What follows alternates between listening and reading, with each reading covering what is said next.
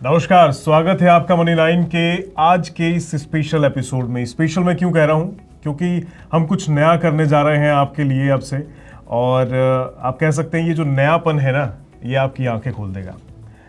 You can say that कि ये एक आई ओपनर एपिसोड होने वाला है, और ऐसा हम कोशिश करेंगे कि हर वीकेंड पे आपके लिए कुछ ना कुछ लेकर आए। इस बार जो हम चर्चा करने वाले हैं वो है कॉर्पोरेट कंपनियों की। इंडिया की जो कॉर्पोरेट घराने हैं, उनकी जो कंपनी है, बड़ी बड़ी कंपनियां हैं, उनमें स्टेक्स तो उनके भी होते हैं, और जो मेजोरिटी स्टेक्स में अगर छोटे शेयर धारक होते हैं उनकी नहीं चलती है, प्रमोटर्स की ज़्यादा चलती है। तो क्यों होता है ऐसा, इस पर चर्चा करेंगे। और चर्चा करने के लिए मेरे साथ मौजूद हैं संदीप ग्रोवर साहब। नमस्कार सर। नमस्कार सर, ये विषय ना बहुत वाइडर है, बहुत बड़ा है, क्योंकि देश में अब बाजार की तरफ रुख बहुत लोगों का हो रहा है।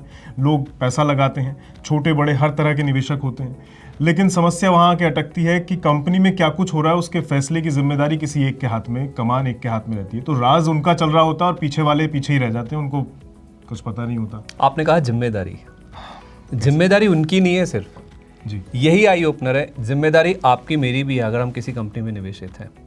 तो जो मुद्दा है ना आज का, जी, जैसा आपने बहुत बाखूबी समझाया भी कि कॉर्पोरेट इंडिया में प्रमोटर्स के जो फैसले होते हैं उसमें मोहर कैसे लगती है, और छोटे शेयर होल्डर जो होते हैं वो प्रमोटर के फैसले को चुनौती क्यों नहीं देते या क्यों नहीं दे पाते हैं, ये हम आपको इस वीडियो में बताएंगे। और आखिरकार प्रमोटर के फैसले और शेयर होल्डर्स की वोटिंग के बीच में कनेक्शन क्या है, और इस कनेक्शन को दुरुस्त करने के लिए क्या कदम उठाए जा रहे हैं या फिर उठाए जा सकते हैं, आप उसमें क्या कर सकते हैं, यही आई ओपनर है आज का। तो आई ओपनर अब आप समझ गए होंगे कि आखिर आज चर्चा किस बात पर होने वाली है। तो सर, सबसे पहले, क्योंकि अब आपने विस्तार से चीज़ों को पहले ही थोड़ा ब्रीफ कर दिया कि ये होने क्या वाला है इस पूरे एपिसोड में, उम्मीद है लोगों को बहुत मज़ा आने वाला होगा। तो सबसे पहले तो इस राज को ज़रा खोल दीजिए, प्रमोटर वाला जो है। और मज़ा आएगा, साथ में जिम्मेदारी भी बढ़ेगी। और जिम्मेदारी, आप देखिए मैं वही वर्ड पे फोकस कर रहा हूँ, आपने बहुत बाखूबी वो बढ़िया वर्ड पकड़ा है, जिम्मेदारी। जिम्मेदारी किसकी है? जिम्मेदारी लेना नहीं चाहता कोई। हम वैसे भी कभी कभी बात करते हैं कि एक ना, मेरा ऐसा मानना है, आई मे बी रॉन्ग, मतलब हो सकता है कमेंट्स में भी इस चीज़ को लेकर ज़्यादा फोकस आए, जहाँ कंफर्ट जोन आ जाता है ना जी, even if you are at home, at work या कहीं पे भी, जहाँ आदमी कंफर्ट जोन में चला गया वहाँ ऑलमोस्ट नुकसान होना तय है। ढील दे देता है इंसान, ढीला पड़ जाता है। हाँ, ढीला नहीं होना है। कॉम्प्लासेंसी कहते हैं, लेजी कह लीजिए, कंफर्ट जोन कह लीजिए। अरे हो जाए, मुझे क्या करना, मैंने तो शेयर खरीद रखे हैं, मुझे क्या करना ई वोटिंग से, मुझे क्या करना, कोई प्रस्ताव पास हो रहा नहीं हो रहा, कौन प्रमोटर बन रहा है, कौन इसका मैनेजमेंट में आ रहा है, कौन बोर्ड में है, कौन डायरेक्टर है, क्या ईसॉप को लेकर फैसला है, मेरी चिंता नहीं है ये। इसीलिए प्रमोटर राज चल रहा है जो आप पूछ रहे हैं ना। प्रमोटर राज हो क्या रहा है कि घरेलू कंपनियों में, जो इंडियन कंपनीज हैं या फिर जो कॉर्पोरेट इंडिया है, उसमें प्रमोटर्स का ही राज चलता है। और अब संस्थागत निवेशकों का हिस्सा धीरे धीरे बढ़ रहा है, लेकिन उसके बावजूद भी कोई फ़र्क नहीं पड़ रहा, जो मैं आगे आपको एक्सप्लेन करूंगा। अब होता क्या है कि मेजॉरिटी हिस्सा प्रमोटर्स के पास होता है, मेजॉरिटी मतलब 50% से ज़्यादा। तो इनके पास होता है तो फैसले इन्हीं के चलते हैं, और छोटे शेयरधारक जो होते हैं वो प्रमोटर के फैसले को चुनौती नहीं देते हैं, दे नहीं पाते हैं, देना चाहते नहीं हैं, कारण कोई भी हो सकता है। हाँ, तो इस वजह से प्रमोटर्स का राज चल रहा है। प्रमोटर्स के पास हिस्सेदारी ज़्यादा होती है, भाई मैं कंपनी का मालिक हूँ, मतलब मोस्ट ऑफ द केसेस में यही होता है कि प्रमोटर के पास 50% से ज़्यादा हिस्सेदारी होती है। तो फिर वोटिंग राइट्स भी उन्हीं के पास होते हैं ज़्यादा, और वोटिंग करते भी वो ज़्यादा। मैं आगे आपको बताता हूँ, आंकड़े भी बताऊँगा, ऐसा नहीं है कि हवा में बात करेंगे। तो प्रमोटर राज जो आप कह रहे हैं ना, वाकई में है, और उसके कुछ कारण भी हैं। तो कुछ कारण भी हैं, और वो समझते हैं सर से। तो सर, पहले वो जो अभी आप आंकड़े कह रहे हैं वो जरा बताइए। मैं आपको वोटिंग के आंकड़े बताऊंगा, पहले जरा कितने प्रस्ताव खारिज होते हैं ना इंडिया में जी, उनके आंकड़े देखिए जरा। मैं 2024 के आंकड़े आपके सामने रख रहा हूँ। एक रिपोर्ट के मुताबिक 2024 में शेयरधारकों ने कॉर्पोरेट इंडिया में, अगर आप निफ्टी 500 कंपनीज देखेंगे, NSE 500 कंपनीज में केवल और केवल 24 प्रस्ताव है जो कि खारिज किए हैं। और कुल मिला के पूरे साल में जो नंबर था प्रस्तावों का, वो आप सुनेंगे कितना था, 4840।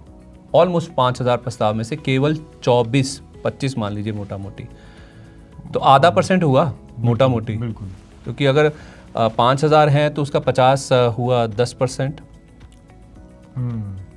सॉरी 1% के करीब, और 25 हुए तो मतलब आप मान लीजिए आधा %। तो केवल आधा % प्रस्ताव 99.5% पारित हो जाते हैं, आधा % रुकते हैं केवल। मतलब इतने एफिशिएंट हैं हमारे प्रोमोटर्स या कंपनियां जो प्रस्ताव लेकर आते हैं। तो उसमें से आप देखें केवल 24 प्रस्ताव ऐसे हैं जो कि खारिज हुए हैं। और ये प्रॉक्सी एडवाइजरी फर्म है IIAS, जिसकी रिपोर्ट ये आंकड़े उन्हीं की ओर से यहाँ पे जारी किए गए हैं। उनका ये कहना था कि 2024 में अगर आप देखेंगे ना तो निफ्टी 500 कंपनी में से केवल 12 कंपनियां ऐसी हैं जिनके प्रस्ताव फेल हुए हैं, यानी कि 488। सही, बढ़िया, दुरुस्त चल रही है, कोई दिक्कत नहीं। केवल 12 कंपनियों के प्रस्ताव रुके और 12 में से भी 10 प्रस्ताव कुछ डायरेक्टर्स के अपॉइंटमेंट से जुड़े हुए हैं, या फिर ESOP या फिर जो रिलेटेड पार्टी ट्रांजैक्शंस होते हैं उसको लेकर ये प्रस्ताव थे। ऐसे केसेस में ना, चाहे आप डायरेक्टर्स की नियुक्ति हो, बोर्ड का फॉर्मेशन हुआ, या फिर आप ESOPs की बात करें, या फिर रिलेटेड पार्टी ट्रांजैक्शंस, इस पर संस्थागत निवेशकों की पैनी नज़र रहती है। ये इनकी स्क्रूटनी में, इनके रडार पर रहता है, लेकिन इनकी चल नहीं पाती। जैसे मैंने आपको कहा, संस्थागत निवेशक समझदार इन्वेस्टर होते हैं, इनको सब समझ भी होती है, इनके पास टीम होती है, लीगल भी समझ सकते हैं, बाकी चीज़ें भी समझ सकते हैं। लेकिन जब आपके पास वोटिंग ही नहीं होगी, जब 100 में से आप केवल 20 ही हैं जो ना करें, तो 80 हाँ करें, तो फिर निकल ही जाएगा ना प्रस्ताव। तो उस केस में आपको पता है गलत हो रहा है, लेकिन फिर भी आंख मूंदनी पड़ती है। ये वही वाला केस है। तो प्रमोटर मेजॉरिटी में होता है, छोटा शेयर होल्डर या अन्य शेयर होल्डर बोलते नहीं है कुछ भी, तो वो पक्ष में वोटिंग कर देते हैं, हो जाता है प्रस्ताव पारित। जो बोल सकते हैं वो कर नहीं पाते, क्योंकि वो उतना राइट नहीं है बोलने का। सर ठीक है, अब ये चीज़ तो खैर क्लियर हुई, लेकिन जो मेन अब मुद्दा आता है, क्योंकि अभी आप प्रस्ताव की बात कर रहे थे, किस किस को मिला है मंजूरी, जो मिली अभी किस किस को नहीं मिली है, वो आप देखिए। ये जो 12 कंपनियां हैं उनमें से कुछ एग्जांपल आपके सामने रखना चाहता हूँ। एक है फिनोलेक्स केबल्स, इसमें दीपक छाबड़िया जी हैं, इनके एग्जीक्यूटिव चेयरमैन हैं। इनकी दोबारा नियुक्ति को लेकर, रीअपॉइंटमेंट को लेकर जो प्रस्ताव है वो शेयर होल्डर्स की ओर से खारिज किया गया था। बहुत बढ़िया एग्जांपल था, इसको हमने कंपनी नामा में कवर भी किया था आपके लिए। तो मेजॉरिटी शेयरधारकों और उसके साथ साथ 93.21% प्रमोटर्स, इन्होंने भी इस प्रस्ताव के खिलाफ ही वोटिंग की थी। इसकी ना प्रमोटर कंपनी है फिनोलेक्स केबल्स की, ऑर्बिट इलेक्ट्रिकल्स करके। उसने ये जो प्रस्ताव पारित नहीं हुआ, दीपक छाबड़िया साहब एग्जीक्यूटिव चेयरमैन नहीं बन पाए, तो उन्होंने ये मामला सुप्रीम कोर्ट में जाके उठा दिया। सुप्रीम कोर्ट ने भी कह दिया, जब ये रेजोल्यूशन पास हुआ कि हाँ आपको दोबारा से एग्जीक्यूटिव चेयरमैन नियुक्त कर देना चाहिए, उसकी जो वोटिंग है उसका खुलासा कीजिए पहले आप। जो बोर्ड ने फैसला लिया है उसका तो खुलासा कीजिए, फिर शेयर होल्डर के पास जाइएगा। भैया इन्होंने दिखाया नहीं वो चीज़, सुप्रीम कोर्ट ने मना कर दिया। ये है शेयर होल्डर की ताकत, जो आपको दिखानी चाहिए, मुझे और आपको भी एक्चुअली। अगर हम किसी कंपनी में निवेशित हैं, हम देखते ही नहीं है, मेल पे आता है कि ये प्रस्ताव है, इसके ऊपर वोटिंग होने वाली है, आप इसमें शामिल हो जाइएगा। टाइम किसके पास है, देखता कौन है? मोस्ट ऑफ द पीपल तो लगता है मेल भी चेक कहाँ लेना है, कहाँ बेचना है, उससे मतलब है। मेरा पैसा बन जाए, मैं निकल जाऊँ उसमें, क्या प्रस्ताव क्या देखने उसमें। लोग तो डिविडेंड की परवाह नहीं करते, कई लोग तो। ये तो फिर फैसले की बात है, आपका जो हक है क्योंकि लोग यही नहीं समझते कि आप जब किसी कंपनी का शेयर खरीदते हैं तो आप शेयर खरीदते हैं। तो आप कहेंगे शेयर खरीदते तो शेयर खरीदने का मतलब हिस्सा खरीदते हैं, आप उसके मालिक बनते हैं, भले ही 0.0001% ही क्यों ना हो। आप कहेंगे यार प्रमोटर के पास 50% है, अब 20 करोड़ शेयरों में से मेरे पास तो 100 शेयर है, मैं कितना बड़ा शेयर होल्डर हुआ।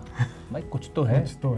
आप ऐसे ही मिला के कहते हैं ना कि एक एक डंडा मिलाएंगे तो एक डंडा तोड़ेंगे टूट जाता है, मिला के तोड़ेंगे तो नहीं टूट पाएगा। तो जो स्ट्रेंथ है, जो यूनिटी है, ऐसे ही आप अगर मिल के सोचेंगे कि हाँ हमें हमारे 100 शेयर मायने रखते हैं, कंपनी का जो फैसला हो रहा है मुझे उसमें पार्टिसिपेट करना चाहिए। कोई मानता ही नहीं कि मैंने बिजनेस में इन्वेस्ट किया है, और कोई कहता है मैंने शेयर बाजार में निवेश किया है। लोग शायद भूल जाते हैं कि एंड ऑफ द डे जब वो इम्पैक्ट, जब उस चीज डिसीजन का कोई अगर वो गलत हो गया तो इम्पैक्ट आप पे भी तो आएगा, आपके शेयर के प्राइस के ऊपर आएगा। बिल्कुल। और यही हुआ नेस्ले के केस में जी। अब नेस्ले इंडिया ने कहा कि हम अपना जो स्विट्जरलैंड की पेरेंट कंपनी है उसके लिए रॉयल्टी जो फीस हम अदा करते हैं as a percentage of revenues, उसको हम बढ़ा रहे हैं। 4.5% से बढ़ाकर इन्होंने बोला हम उसको 5.25% कर रहे हैं। 57% शेयर होल्डर्स ने उसको रिजेक्ट कर दिया। नहीं, क्यों देंगे आप ज़्यादा रॉयल्टी उनको? 4.5% वैसे ही बहुत है, पहले भी बढ़ के आप 4.5% पर पहुँच गए। तो पेरेंट कंपनी का ये मामला था जो कि रॉयल्टी फीस बढ़ाने की बातचीत थी। तो ये क्लासिक एग्जाम्पल्स हैं ये गलत फैसला आप ले रहे हैं, उसके ऊपर शेयर होल्डर्स ने अड़ंगा लगा दिया, आप फैसला नहीं ले पाए, यानी कि कंपनी के यहाँ से पैसा नहीं जा पाएगा। और स्टॉक ने पॉजिटिव रिएक्ट किया था उसके बाद। क्यों? क्योंकि आपका पैसा नहीं जा रहा। आपका जो आप कमाई कर रहे हैं, मुनाफे तक तो तब पहुंचेगा ना जब खर्चे निकलेंगे, तो रॉयल्टी भी खर्चा ही हो गया ना आपका एक तरह से। तो मुनाफा कम होगा, EPS कम होगा, आपके शेयर के प्राइस के ऊपर इंपैक्ट आएगा। तो आप समझिए, ये क्लासिक एग्जांपल्स हैं किस तरह से कोई अगर गलत कर रहा है या फिर गलत मंशा से कोई फैसले लिए जाते हैं तो आपको क्यों रोकने चाहिए, कैसे आपको अपने अधिकार अपनाने चाहिए। कोई वोटिंग प्रोसेस आता है, कोई मेल, कोई आपको अलर्ट आता है या फिर कोई प्रोसेस में आपको पार्टिसिपेट करने के लिए कहा जाता है तो ज़रूर करना चाहिए अगर आप समय निकाल कर सकते हैं तो ये दोनों एग्जाम्पल्स आपको ज़रूर फॉलो करने चाहिए। जी बिल्कुल। ये सर ने एक चीज़ सही बिल्कुल बोली कि आप अब मेरे पे भी लागू होता है ये। हाँ, ये बिल्कुल बात सही है। ये लागू सिर्फ सर पे या मुझ पे, आप पे, ये मौजूद जितने लोग हैं जो शेयरधारक हैं किसी भी कंपनी के, उन पर लागू होता है। और कलेक्टिव रिस्पॉन्सिबिलिटी। एग्जैक्टली। सर अभी आप जिक्र कर रहे थे ये छोटे निवेशक जो मोस्ट ऑफ द टाइम कहते हैं कि इग्नोरेंस वाले फंडे पे काम करते हैं, अपना काम बनता भाड़ में जाए, कंपनी भाड़ में जाए, जनता है कोई मतलब नहीं, वो अपना अपना सोचते हैं, पैसे लगाए, शेयर बेच दिए, खत्म हो गया, तुमने कमा लिए। पर समस्या यहाँ भी आती है कि उनकी अगर सुनी नहीं जाती तो क्यों नहीं सुनी जाती, चलती क्यों नहीं उनकी है? चलती इसलिए नहीं है क्योंकि मेजॉरिटी हिस्सा प्रमोटर्स के पास है, तो प्रमोटर राज है। अब 2024 के आंकड़े आप देखिए, प्रमोटर्स के पास कुल मिला के कॉर्पोरेट इंडिया में अगर आप देखेंगे तो 51% से ज़्यादा हिस्सेदारी थी। अब मैं इंडिविजुअल किसी कंपनी की बात नहीं कर रहा हूँ, ओवरऑल अगर आप देखेंगे तो कॉर्पोरेट इंडिया जो प्रमोटर्स जो हैं कॉर्पोरेट इंडिया का 51% होल्ड करते हैं, तो बादशाह तो उन्हीं की है। कुछ एक दो बीच में कंपनियां होंगी जिनमें प्रमोटर की 20% 10% भी होगी, ऐसा भी होगा जिसमें 75% भी होगी ज़्यादातर केसों में, लेकिन एवरेज जो आ रहा है वो 51% का आ रहा है, यानी कि जो कमान है वो प्रमोटर्स के हाथ में ही है। उसमें आप संस्थागत निवेशक देखिए 26.5% या 27% होल्ड करते हैं, 22% के आसपास अन्य निवेशक जिसमें रिटेल आपके मेरे जैसे छोटे निवेशक भी शामिल हैं, तो वो होल्ड करते हैं। अब इसीलिए मैं कह रहा हूँ, देखिए ये जो 27% अगर आप हैं, आप मना कर भी दीजिए तब भी आपकी जो असहमति है उससे कोई फर्क नहीं पड़ने वाला। तो संस्थागत निवेशक अगर असहमति जताते भी हैं, नामंजूरी देते भी हैं, डिसेंट देते भी हैं, तो भी फैसले पारित हो जाते हैं, क्योंकि प्रोमोटर्स के पास इतनी मेजॉरिटी है कि उनको कोई भी फैसला लेने के लिए आगे बढ़ने की पावर मिलती है, ताकत मिलती है। वो अपना फैसला डिज़ाइन भी करते हैं, उसे अप्रूव भी कराते हैं बोर्ड से, और शेयर होल्डर से भी मंजूरी मिल जाती है। अब प्रमोटर्स देखिए, कोई भी प्रस्ताव होता है ना, ये वाला आंकड़ा मैं मेंशन कर रहा था, जो मैं कह रहा था आपको आंकड़ा दिखाऊंगा। प्रमोटर्स कोई भी फैसला होता है ना, बोर्ड से पारित होता है, उसमें प्रमोटर्स की 100% ऑलमोस्ट 100% वोटिंग होती है, यानी कि प्रमोटर्स ही फैसला ले रहे हैं ऑलमोस्ट। एग्जैक्टली। अब उसमें संस्थागत निवेशकों की बात करें तो वो ऑलमोस्ट 96%, और हमारे जो छोटे निवेशक हैं, अन्य निवेशक हैं, वो 99% से ज़्यादा प्रस्ताव पारित कर देते हैं। मतलब देखते भी नहीं है शायद, मतलब नहीं देख रहे तो फिर पारित ही है ना एक तरह से, क्योंकि जितने प्रेजेंट होते हैं उनमें से 75% वोटिंग, ज़्यादातर केसेस में ऐसा होता है कि आप वोटिंग करते हैं तो वो प्रस्ताव तब पारित होगा अगर वो स्पेशल रेजोल्यूशन है कोई।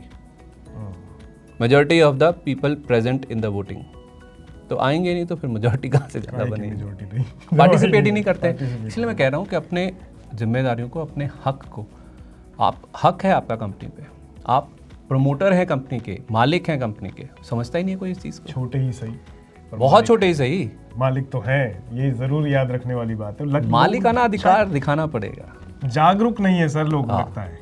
नहीं, जागरूक तो मतलब चलो हम बता भी रहे तो भी कोई फर्क नहीं पड़ने वाला। क्यों? क्योंकि कंफर्ट जोन, मैंने कहा जैसे कंफर्ट जोन में मेरे को क्या फर्क पड़ रहा है यार, तुम कर देना ये वोटिंग, मेरे एक वोट से क्या फर्क पड़ेगा। ये जो माइंडसेट है या फिर ये लहजा जो है, यही दिक्कत करता है, क्योंकि कलेक्टिव रिस्पॉन्सिबिलिटी ऐसी तो बनेगी। बिल्कुल, ये बात सही है कि ये थोड़ा ध्यान देने वाली चीज़ है कि आप संसद में जब कोई बड़ा वोटिंग होता है ना, तो सबको बुलाया जाता है, आना है आपको, आना ही आना है, भीड़ लग जाती है, जिसमें कोई भी पार्टी जो पार्टी प्रस्ताव लाती है ना, उस केस में प्रमोटर समझ लीजिए, प्रमोटर कहता है सारे प्रमोटर आने चाहिए, उनका एक, क्योंकि तुम ही हाँ करोगे उसमें तभी तो पास होगा। इस तरह से समझ लीजिए। बिल्कुल बिल्कुल, ये समझने वाली बात है। ये सर ने एकदम सही और सटीक एग्जाम्पल दिया है कि वहाँ एक भी सांसद कम हो गया और उधर वाले का ज़्यादा हो गया तो पासा पलट जाएगा। बिल्कुल, और ये तो वो वहाँ तो देश निर्माण वाली चीज़ें हो रही हैं, बहुत ज़रूरी हो जाता है। तो सोचिए आप, छोटा ही सही पर अगर आप इस चीज़ पे ध्यान दें तो बहुत ज़रूरी और कमाल की बात है। सर, इस पूरे मुद्दे में जो एक चीज़ अब मुद्दे वाली आती है, समाधान क्या है इस सारी समस्या का? एक तो समाधान यही है कि आप अपनी पहचानिए अपनी ताकत को, अपनी जिम्मेदारी को। दूसरा यह है कि पिछले 3 सालों में अगर आप देखेंगे रोहित भाई, तो प्रमोटर्स की जो हिस्सेदारी है वो नीचे आ रही है, लेकिन उनका दबदबा, उनका जो इन्फ्लुएंस है कंपनियों के ऊपर, वो कम नहीं हो रहा। तो उस लिहाज से बोर्ड के जो अधिकार हैं उनको सीमित करने के लिए रेगुलेटर ने भी कदम लिए, यानी कि सेबी ने भी कदम उठाए हैं। स्पेशली उन केसेस में जहाँ पर शेयरधारकों को ज़्यादातर फैसलों पर सहमति की आवश्यकता होती है, ज़रूरत होती है। वहाँ पर उन्होंने बोर्ड की जो पावर्स है उनको लिमिट करने की कोशिश की है, लेकिन अभी भी एक जो फॉर्मल सोल्यूशन नज़र आता है ना, जो प्रस्तावित भी है, वो ये है कि एक shareholder decent review framework होना चाहिए। एक पूरा फ्रेमवर्क तैयार होना चाहिए।